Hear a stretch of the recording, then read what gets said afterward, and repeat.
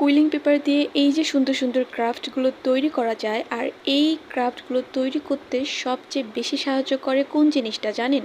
একটা electric quilling needle. হ্যাঁ, এই ক্রাফটের কাজগুলোকে সবচেয়ে সহজ করে দেয় এই ধরনের একটা কুইলিং নিডল। কুইলিং পেপারগুলো পেঁচিয়েই মূলত সব ধরনের শেপে নিয়ে আসা যায়, আর এই পেঁচানোর কাজটাই সবচেয়ে সহজ করে দেয় এই ইলেকট্রিক কুইলিং নিডলগুলো। আর এই নিডলগুলো যেহেতু ব্যাটারির সাহায্যে চলে, একটা ব্যাটারি শেষ হলে আবার কিভাবে নতুন ব্যাটারি সেট করা যায় সেটা নিয়েও কিন্তু ভিডিও দেওয়া আছে। এছাড়াও নর্মাল এই নিডলগুলোও কিন্তু আপনারা লুনারিকে অ্যাভেলেবেল পেয়ে যাবেন।